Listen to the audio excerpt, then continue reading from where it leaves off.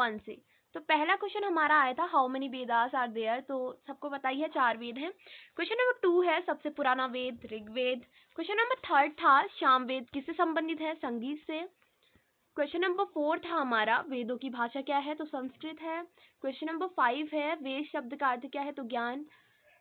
Question number 6 है अथर्ववेद किससे संबंधित है, तो मंत्र एवं चिकित्सा। अगर आपने जो मैंने नोट्स अपलोड करे हैं ना वीडियो में पोस्ट, अगर आपने जो मैंने पोस्ट में नोट्स अपलोड करे हैं वो भी देखे होते हैं, मतलब वो उसी से ही ज़्यादा आ रखा है, मुझे ऐसा लग रहा है। जो नोट्स वाला सेक्शन था उसका हर पार्ट से क्वेश्चन बन रखा है इसमें। तो क्वेश्चन नंबर 7 था यजुर्वेद मुख्यतः किस विषय पर है, तो उसका आंसर क्या था हमारा,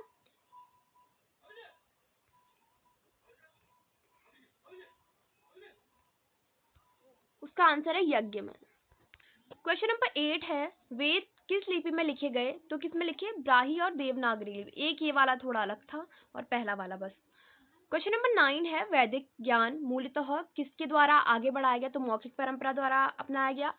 क्वेश्चन नंबर 10 है वेद से कौन से वेद में गायत्री मंत्र है, तो ऋग्वेद में है। क्वेश्चन नंबर 11 है कितने प्रमुख उपनिषद हैं, तो 108 उपनिषद हैं। क्वेश्चन नंबर 12 है उपनिषदों को और क्या कहा जाता है, तो वेदांत कहा जाता है। क्वेश्चन नंबर 13 है उपनिषदों का मुख्य विषय क्या है, तो आत्मा और ब्रह्मा है। क्वेश्चन नंबर 14 है हमारा उपनिषद किसका भाग है, तो किसका भाग है, वेदों का। क्वेश्चन नंबर 15 है कौन सा प्रसिद्ध वाक्य उपनिषदों से है, तो कौन सा प्रसिद्ध वाक्य उपनिषद से है, तो अहम ब्रह्मास्मि। क्वेश्चन नंबर 15 वेदांत दर्शन के प्रवर्तक कौन है, तो आदि शंकराचार्य। क्वेश्चन नंबर 17 है ब्रह्मा सत्यम जागृत मिथ्या किसकी शिक्षा है, तो किसकी है, आदि शंकराचार्य की। क्वेश्चन नंबर 18 है न्याय दर्शन की स्थापना किसने की, तो गौतम बुद्ध ने की थी। क्वेश्चन नंबर 19 है सांख्य दर्शन की स्थापना किसने की, तो कपिल ने की थी। क्वेश्चन नंबर 20 है योग दर्शन किसने दिया, तो पतंजलि ने दिया। क्वेश्चन नंबर 21 है महाभारत के लेखक कौन है, तो वेद व्यास जी हैं। क्वेश्चन नंबर 22 है रामायण किसने लिखी, तो वाल्मीकि ने लिखी। क्वेश्चन नंबर 23 श्रीमद् भागवत गीता किसका भाग है, तो महाभारत का भाग है। क्वेश्चन नंबर 24 है नाटक शास्त्र किसने लिखा, तो किसने लिखा, भरत मुनि ने। क्वेश्चन नंबर 25 पाणिनि किसके लिए प्रसिद्ध है, तो किसके लिए है, संस्कृत व्याकरण के लिए।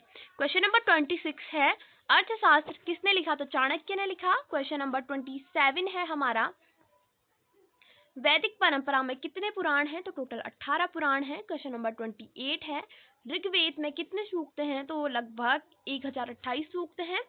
29 है वेदांग वेदों के अंग हैं, कितने वेदांग हैं, तो 6 वेदांग हैं टोटल। क्वेश्चन नंबर 30 है ज्योतिष शास्त्र एक वेदांग है, यह क्या अध्ययन कराता है, तो क्या कराता है, खगोल और ग्रह का अध्ययन। क्वेश्चन नंबर 31 था हमारा आयुर्वेद किससे संबंधित है, तो चिकित्सा से संबंधित है। क्वेश्चन नंबर 32 है आयुर्वेद के जनक कौन है, तो कौन है, धन्वंतरी। क्वेश्चन नंबर 33 है आयुर्वेद के अनुसार कितने दोष हैं, तो टोटल 3 दोष हैं, आप सबको पता होगा। क्वेश्चन नंबर 34 है आयुर्वेद के 3 दोषों के नाम बताने थे, तो वात पित्त और कफ। क्वेश्चन नंबर 35 सुश्रुत को किसका जनक माना गया है, तो शल्य चिकित्सा का माना गया है। क्वेश्चन नंबर 36 है चरक संहिता किस विषय पर है, तो किस पर है, आयुर्वेदिक चिकित्सा पर। क्वेश्चन नंबर 37 था वास्तुशास्त्र किससे संबंधित है, तो किससे संबंधित है, भवन निर्माण से।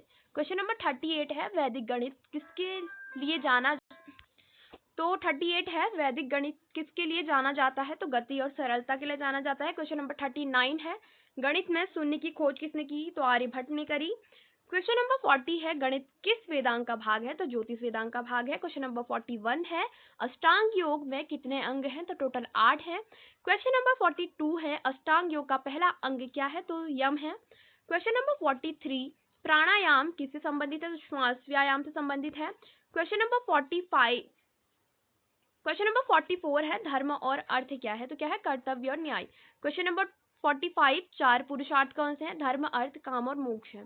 क्वेश्चन नंबर 46 है मोक्ष क्या है, जन्म और मृत्यु के चक्र से मुक्ति। क्वेश्चन नंबर 47 भगवत गीता का मुख्य शिक्षा क्या है, कर्म करते रहो फल की चिंता मत करो। क्वेश्चन नंबर 48 है अहिंसा का क्या अर्थ है, तो अहिंसा का अर्थ है अहिंसा। 49 है सत्य का क्या अर्थ है, सत्य का अर्थ है सत्य। क्वेश्चन नंबर 50 है चार वेदों के नाम लिखिए, तो ऋग्वेद यजुर्वेद सामवेद और अथर्ववेद। क्वेश्चन नंबर 51 है गुरुकुल प्रणाली किस चीज की व्यवस्था थी, तो किस चीज की थी, शिक्षा की। क्वेश्चन नंबर 52 है वैदिक शिक्षा प्रणाली में शिक्षक को क्या कहा जाता था, तो गुरु या आचार्य कहा जाता था।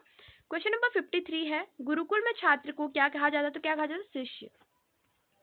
क्वेश्चन नंबर 54 है वैदिक समाज किस पर आधारित था, तो किस पर, धर्म और कर्तव्य पर आधारित था। 55 है प्राचीन तक्षशिला विश्वविद्यालय किसके लिए प्रसिद्ध था, तो शिक्षा और ज्ञान के लिए प्रसिद्ध था। क्वेश्चन नंबर 56 है नालंदा वॉज अ फेमस, मतलब नालंदा एक प्रसिद्ध क्या है, प्राचीन विश्वविद्यालय, आप सबको पता होगा। क्वेश्चन नंबर 57 है वैदिक ऋतुओं को की रचना किसने की, तो किसने करी थी,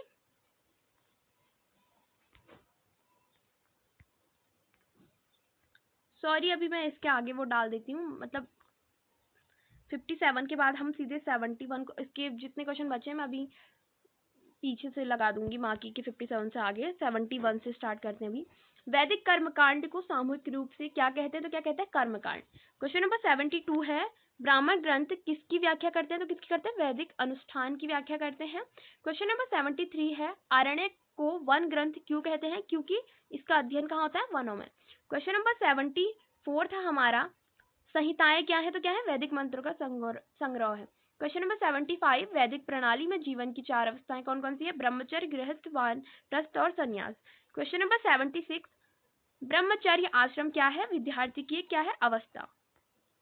क्वेश्चन नंबर 77 है गृहस्थ आश्रम क्या है, तो क्या है, गृहस्थ की अवस्था। क्वेश्चन नंबर 78 परंपरागत रूप से कितनी वैदिक शाखाएं मानी जाती हैं, तो 1000 से अधिक। क्वेश्चन नंबर 79 था वैदिक उच्चारण और गायन के लिए अध्ययन को क्या कहते हैं, तो कहते हैं शिक्षा। क्वेश्चन नंबर 80 है वैदिक परंपराओं में श्रुति का क्या अर्थ है, तो जो सुना गया हो। क्वेश्चन नंबर 81 है भारतीय परंपरा में स्मृति को क्या अर्थ है, जो याद किया हो। क्वेश्चन नंबर 82 था मनुस्मृति किस विषय पर ग्रंथ है, तो सामाजिक और कानूनी संहिता का ग्रंथ है। क्वेश्चन नंबर 83 है संस्कृत को किस प्रकार की भाषा माना जाता है, तो प्राचीन और पवित्र भाषा माना जाता है। क्वेश्चन नंबर 84 है भारत को विश्व गुरु क्यों कहा गया, क्योंकि प्राचीन ज्ञान और विद्या के लिए क्यों था, ये प्रसिद्ध था।